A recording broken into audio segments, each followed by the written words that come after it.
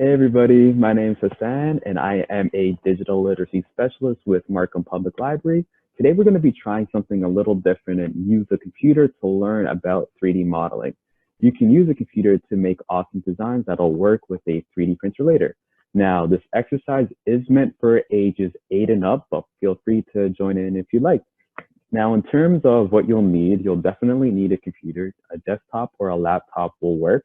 The application we're going to be using is called Tinkercad. It is free, but you will need to create an account to use it. You'll also need a mouse, something along the lines of this, something easy to click with, just because you'll need to use buttons to make it a little bit easier for yourself. You'll also need some patience. So hopefully it's challenging in a good way, and we can all have a little bit of fun with 3D modeling. Now, at most of our Markham Public Library locations, we do have access to 3D printers.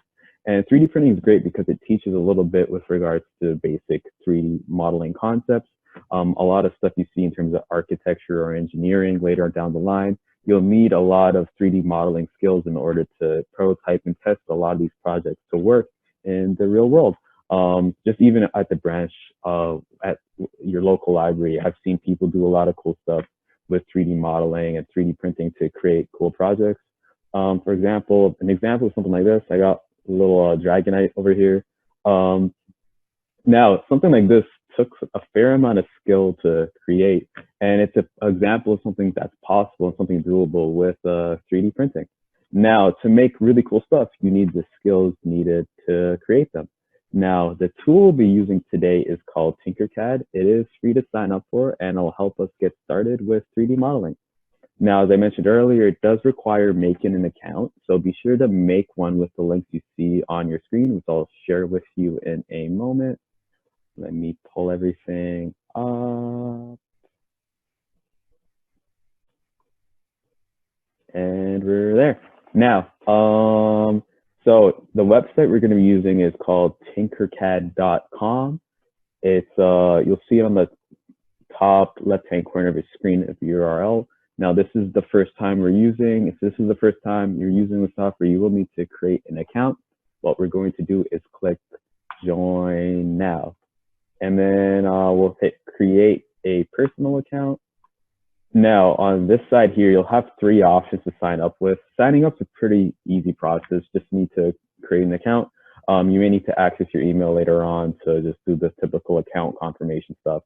But once you have an account, you should be able to sign in. So I'm just going to sign in with my account. As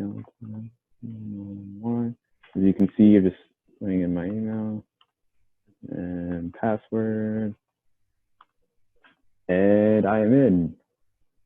Well, it should be in soon. Cool.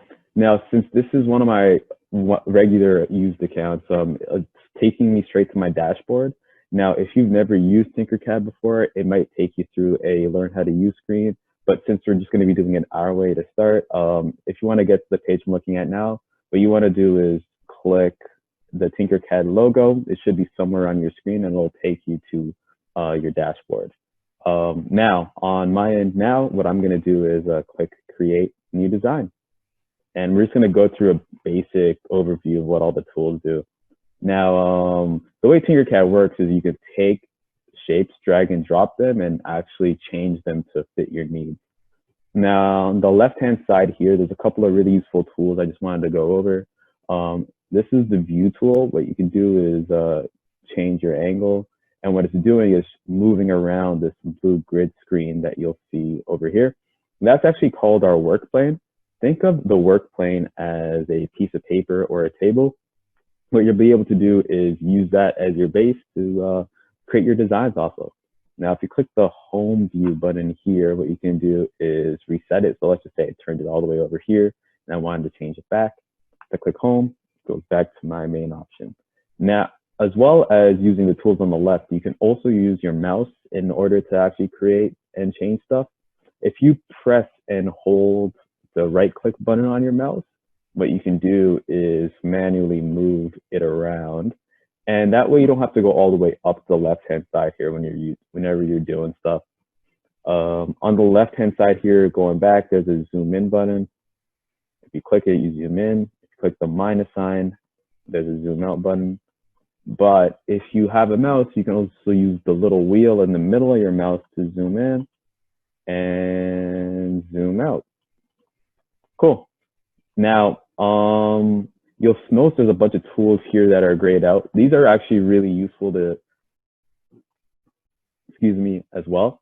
But they're useful to use as well. But what we're gonna do is drag and drop one of these shapes and get started. As a really basic project to start, I'm gonna try and make a keychain. The reason I want to start off with a keychain is it'll help us demonstrate some really basic concepts that we can learn from and go from there.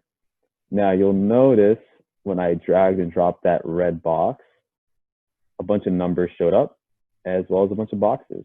So if I click this box here, you'll notice it says 20.00 here, 20.00 here. That 20 number means it's in millimeters. So this is actually 2 centimeters by 2 centimeters by 2 centimeters. That's the default for the box. What we can do is actually change the size and shape. So let's just say I wanted my keychain to be a little bit longer. What I can do is make it longer or shorter. Now it is 7.4 centimeters by 4.4 centimeters. If you want to know how tall it is, what you can do is click the white box here, and you'll see that from the bottom of our work plane to the top of the shape says it is 2 centimeters. What I'm going to do is just make this a little bit flatter. And now I have the base for my keychain. Now, you'll notice I'm not really using the tools over here to move it around, but you can do that if you like as well. And I'm using my mouse so I can drag and drop and make sure everything's all good. Now, whenever you're dragging and dropping shapes, you want to make sure that all the shapes stay on the blue table here, just because it'll, when you're 3D printing this later, you want to make sure everything's flat and not all the way over. If I try to 3D print this so that this was like this, and I just left it and I tried to put it in a 3D printer, the 3D printer would try to print this as well as this. And what would happen is the print job wouldn't work because the shape doesn't have anything holding it together. It would fall over. So what I'll do now is change this and go back so that it is flat. So quick way of doing that, if you press Control Z, you can go back to the undo button. Now I'm going to make it a little bit flatter, and cool, we are there. Now, a couple of really cool, more advanced tools you can use. If you click radius here, I can actually make it a little bit rounder so that the shape isn't all the way, I guess, pointy. That way it's a little bit safer to design as well. But I also thought it looked cooler, so I just changed it. Now, the next thing we're going to do is add some designs. I'm going to stick with probably my name. So I'm just going to drag and drop this text tool here. Now you'll notice the text tool is a little bit bigger than my actual keychain. So what I'm going to do is make this smaller. Now, if I click the box here, the one that's red right now, it'll make it bigger or smaller. But what I can do is if I hold Shift and click it, I can make it bigger or smaller so that this number and this number stays the same. I'm going to click that. Now, when you're 3D printing in the real world, this won't make as much difference because you can at most Markham Public Library locations, you can only 3D print in one color. But what I'll do is I'll change it so that this is white. So it's just a little bit easier to see. Now, if I don't want it to say text, I'm just can change that. So it says my name. And now I have two shapes here. The Tinkercad is reading my name as a shape, and it's reading this box as a shape. What I'll be able to do is drag it over, and it is now right beside or inside my actual design. Now, a couple of things here. What I've done is I've actually taken my name and put it right by the chain. What I can also do is, if you look really closely, there's a little black cone over there that looks red right now. What this does is it makes my shapes go up and down. So if I wanted to, I could have my name all the way up here, or I could have it all the way down here. Now, if you'll notice that my base is down here, and now my name's all the way high up there. I want it so that my name is all the way attached to the shape. So I'm just going to bring it down. And that's where zooming in helps. You can see that everything is nice and connected. And that means it's a little bit easier for it to design. Or actually, it'll be easier to print later on. What I'm going to do now is I can take this box here. If I click only my name, I can make it nice and flat. Cool. So I got two things here. I have a shape and I have my name. The next thing I'll need, and you'll need a hole for the keychain because you'll need something for the keychain to go through. Think, here are my keys here. So I have a key, but you can see that it needs a little bit of a hole there. Otherwise, it won't actually function as a keychain. So to get it to function as a keychain, I'm going to take a cylinder here. And on the right-hand side here, you'll notice it's kind of grayed out. If I pull it over, what this is something called a hole. The way holes work on Tinkercad is you can take a shape and turn it into something that'll poke a hole through something else. So I'm just going to pull on this and attach it to my shape. And cool, now we have three things here. We have the cylinder, we have a base, and we have a name. Now, as you can see, this is an example of a solid cylinder.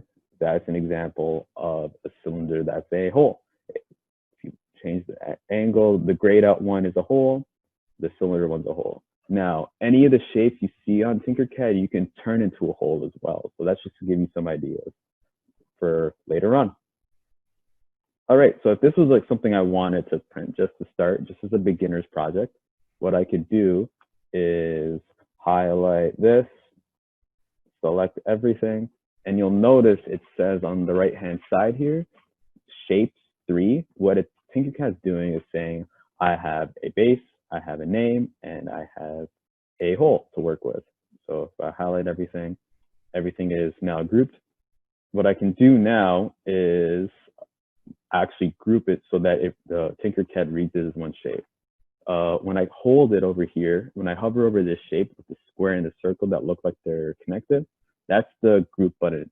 What this does, it takes all of our shapes and turns it into one shape. So if I click this button, you'll notice it made everything one color. And now there is a hole on the side where I want my keychain to actually go through, a name, and also my the base. And yeah, congratulations. This is your first ever 3D model. So give yourself a round of applause. And then, let's do a little bit more practice though, just to make this a little bit more fun. What I'm going to do is just kind of do a little bit more design work. So I'm going to drag a couple stars here. And what I'm going to do is I'm going to shrink it down and add more shapes. All right, so this star is a little bit too big. What I'm going to do is pull on this, pull it down a little bit, make it smaller, and pull it up. And this is where Tinkercad gets a lot of fun. You start to actually just fool around with the design work a lot to get it to work for your purposes. And yeah. So let's just say I really like this star and I like the way it looks. What I can do is actually make more copies of it. If you press Control D, what that does is it makes a copy. And now I can make more of that same star. That way, I'm creating less work for myself later on. So Control D on your keyboard. And the more you play around with Tinkercad, the easier it gets and the more you understand how it works. In terms of working with 3D design or 3D modeling, always make sure you're trying to work above this blue screen here as a general rule. And at the same time, make sure that all your stuff is connected and that things aren't floating. The reason if things are floating, your 3D design might not print properly because when you try to put this file into a 3D printer, it may not work the way you want it to because it'll try and print everything on the base here, but it'll also try and print the star that's selected as well. So always try and make sure everything is nice and flat. Learning how to undo things is also really useful as well. Now, let's just say I wanted my star to go all the way back down, exactly where I put it the last time. On the left-hand side here, there's an undo button that you'll see that I have, I'm just hovering over right now. If I click it, it brings it back down. The keyboard shortcut for that is Control Z. Cool. So let's just say I wanted to 3D print this. What I'm going to do is take my mouse, click on the corner here, highlight everything, and click Group. And everything's all the way together, which is exactly what we wanted. Another tool that's really useful is the Align tool. I'm going to use this heart as an example. If I highlight this, and on the top right-hand side here, there's the Align tool. What I can do is click one of these circles to equally align things so that they're in the spots that we need them to be. Let's just say I wanted this heart to be right in the middle of my name tag. If I press this button here, now it's nice and centered. Play around with the Align tool. It's actually really useful as well. But yeah, here's our actual design. To finish up, what we can do is actually just click our name here and change this so that it's something easy to remember. So I'm just gonna write my name, hit enter, and we have our existing design. So use this as a basic project to start. Tinkercad's really great with for beginners, so don't be afraid to make mistakes and play around with the software to get it work the way you need it to. Now, if you also want to play around with other shapes, there's a bunch of characters that you can play around with. There's hands, shades, spectacles. There's a couple of cool robots there as well. In terms of text and numbers, you can import your own numbers and letters as well. I use the basic shapes mostly and just adjust those, but definitely try and go through a lot of these as well. And have some fun with it. That's the best way to learn how to do this stuff, is just make something you want to make and go from there. Now, the library does have a 3D design challenge coming up. So definitely you want to hand something in and test something out. I'll have more details towards the end of the video. All right, so now let's just say you want to print this on a 3D printer. What you could do is you click Export on the top right-hand side here. And what you can do is actually, for 3D print, just click STL file. That file is the file you'd want to bring to your local library to 3D print with. And an STL file is what our 3D printers will be able to change into something else that'll 3D print later. So whenever you're 3D printing, STL file is super key. What you can also do is click more information, pull that up. There's a lot of cool explanations on file types. If this is feel free to read this over as well if you want to. But I'm just going to hit download here, and what it's going to do is download my file to my computer. So I'm just going to stop sharing now. Hey everybody, thank you so much for tuning in. I just want to use this opportunity to talk about Markham Public Library's upcoming 3D modeling challenge. It's meant for all York Region students between the grades of 3 to 10. And what the actual challenge will be is to use Tinkercad to create a brand new animal. It's happening for the entire month of June. And what it's meant to do is help foster creativity and learn how to 3D model, as well as just practice and flex those Tinkercad skills. Now, what you're going to do is use Tinkercad to create this brand new animal and email it to Markham Public Library, where there'll be a panel of judges. The best designs will actually get a prize. So definitely give us a shout.